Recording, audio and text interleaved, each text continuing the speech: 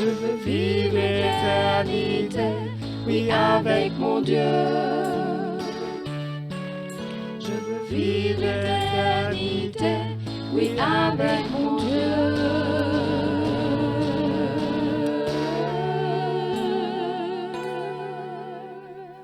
Salut les amis, nous allons poursuivre notre étude sur le plan de la rédemption. Certains amis me posent la question, qu'est-ce que c'est que le plan de la rédemption? Eh bien, la rédemption, il s'agit de le rachat de l'homme, puisque l'homme a été dans le péché et à cause de cela était perdu. Dieu l'a racheté. Dieu avait prévu un plan de rachat parce qu'il connaît par son omniscience quelle serait l'issue de la liberté dont il a laissé à l'être humain et de la gestion dont il ferait de cette liberté. Nous aurons beaucoup à apprendre concernant la liberté, parce que nous irons dans le contexte d'aujourd'hui que nous sommes en train de vivre, que beaucoup ne comprennent pas, mais cela, nous allons voir cela un peu plus tard. Donc, aujourd'hui, nous nous arrêtons sur un plan fait avant la fondation du monde, dont la gestion de ce plan, c'est le Père, le Fils et le Saint-Esprit. Personne d'autre ne peut gérer ce plan que le Père, le Fils et le Saint-Esprit. C'est pour cela, Dieu qui fonctionne à travers l'intermédiaire du Père, l'intermédiaire du Fils et l'intermédiaire du Saint-Esprit. Le Père est la tête pensante qui révèle le plan. Le Fils est celui qui paie la rançon dont il meurt à la croix à Golgotha. Et le Saint-Esprit est celui qui révèle la restauration, comment Dieu restaure l'homme et ramène l'homme à ce point. Nous en dirons plus quand nous allons arriver à cette phase dans le plan de la rédemption. Mais aujourd'hui, nous allons parler de ce livre de Job que nous avons laissé certains détails en suspens. L'Éternel dit à Satan, « As-tu remarqué mon serviteur Job ?» Satan avait dit qu'il avait parcouru la terre et il avait remarqué Job parce qu'il l'avait tenté déjà plusieurs fois sur d'autres aspects, mais la Bible révèle que Job était un homme intègre, droit, craignant Dieu et se détournant du mal. L'Éternel attirait l'attention de Satan qu'il y a un représentant être humain qui est fidèle et qui pouvait représenter la race humaine. Alors l'Éternel l'a accepté dans la réunion avec tous les mondes habités, mais Satan n'avait pas droit d'être là.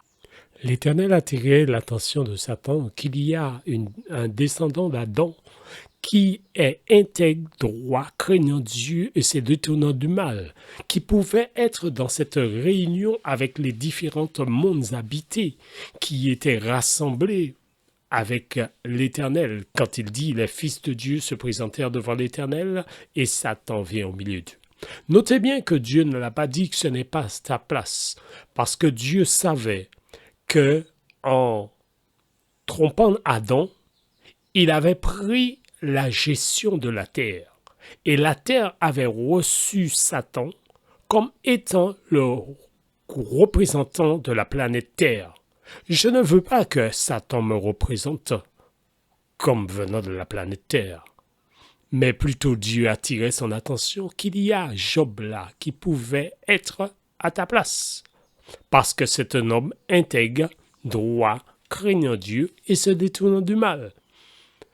Par contre, quand Jésus vient dans l'histoire, nous lisons dans le livre de Hébreux au chapitre 10, le verset 5 et 6, « C'est pourquoi Christ, entrant dans le monde, dit, « Tu n'as voulu ni sacrifice ni offrande, mais tu m'as formé un corps. Tu n'as agréé ni holocauste ni sacrifice pour les péchés. Alors je dis, voici, je viens dans le rouleau d'olive, il est question de moi, pour faire ta volonté, ô Dieu. » Ce texte nous rappelle d'une manière claire que Jésus, en venant dans le monde, il prend la nature humaine. En prenant la nature humaine, notez bien un petit détail ici, amis. Satan, avant que Jésus vienne ici-bas et revêt la nature humaine, c'est-à-dire le corps comme un corps d'Adam, Satan le voyait au ciel et Satan savait que Jésus était là. Il y a le corps céleste que Satan voyait au ciel et il y a le corps terrestre quand Jésus-Christ prend le corps d'Adam. À ne pas confondre, Satan voyait ce corps céleste au ciel, jalousait contre Jésus au ciel. Dans le séminaire des 7 jours, il a appris qui était Jésus. Dans ce séminaire de 7 jours, Satan avait assisté à la création de la terre par Jésus-Christ, selon qu'il est dit dans Colossiens chapitre 1er. Jésus-Christ était le créateur de la terre, le créateur d'Adam et Ève, le créateur du 7e jour de la semaine, qui est le jour d'adoration de l'Éternel ton Dieu. C'est pour cela, amis, nous trouvons cette déclaration dans le livre de Proverbes au chapitre 8, le verset 22.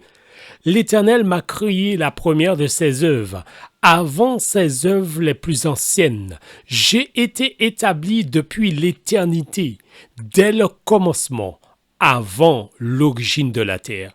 Oui, Jésus existait avant l'origine de la terre, parce que le plan de la rédemption, c'est que Dieu se fait trois. Mais pourquoi?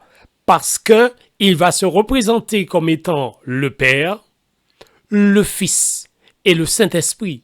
C'est pour cela que nous trouvons encore dans la Bible, Dieu était en Christ, réconciliant le monde avec lui-même, ce qui veut dire il est Dieu. Amis, il n'est pas question que Jésus est une créature, il est question que Dieu descend à notre niveau pour nous faire comprendre le plan de la rédemption. Ceci nous permet de comprendre que Jésus-Christ avait déjà revêtu la nature d'un corps. Parce que dans le plan, il était prévu que Jésus paie la dette. Et quand Jésus vient ici-bas, il revêt maintenant la nature d'Adam. C'est pour cela que nous pouvons faire la différence entre eux. Quand Jésus-Christ était sur la terre et quand Jésus-Christ sort de la tombe et est ressuscité. Quand Jésus-Christ sort de la tombe et est ressuscité, personne n'a ouvert la porte de la chambre haute, là où les disciples étaient rassemblés. Alors qu'auparavant, il fallait ouvrir la porte pour que Jésus rentre. Ceci voudrait dire simplement que Jésus-Christ avait terminé le rachat par la résurrection et il avait repris la plénitude de sa divinité. Jésus est esprit. Tout comme il est dit dans le livre de Jean au chapitre 4, Dieu est esprit. C'est pour cela que nous retrouvons la famille Dieu au secours de l'humanité. Le nom de famille Dieu, le Père, le Fils et le Saint-Esprit. 3 personnes viennent au secours de l'humanité. Amis, nous allons poursuivre cette étude parce qu'il y a beaucoup de choses à dire concernant le plan de la rédemption. Le plan de la rédemption, c'est un plan infaillible, parce qu'il est géré par Dieu le Père, par Dieu le Fils et Dieu le Saint-Esprit. Bonne journée à toi, que la paix du Seigneur repose sur toi. Sois fidèle jusqu'à la mort, jusqu'à la fin. Jésus-Christ revient bientôt. Chers amis, sachez que Dieu ne fait rien sans avoir éclairé. Lucifer était éclairé sur sa révolte, mais il a poursuivi sa révolte. Que Dieu te bénisse et te garde. Nous poursuivrons les autres étapes. À très bientôt. Passez une bonne journée. Que l'on ne comprend pas et qui ne s'expliqueront qu'en Éden.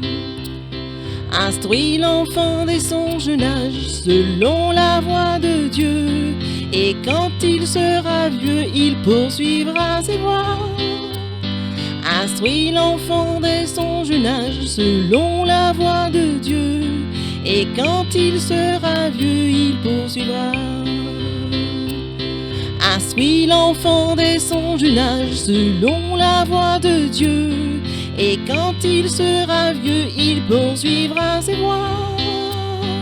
Instruit l'enfant dès son jeune âge selon la voie de Dieu, et quand il sera vieux, il poursuivra. Et quand il sera vieux, il poursuivra. Et quand il sera vieux, il poursuivra.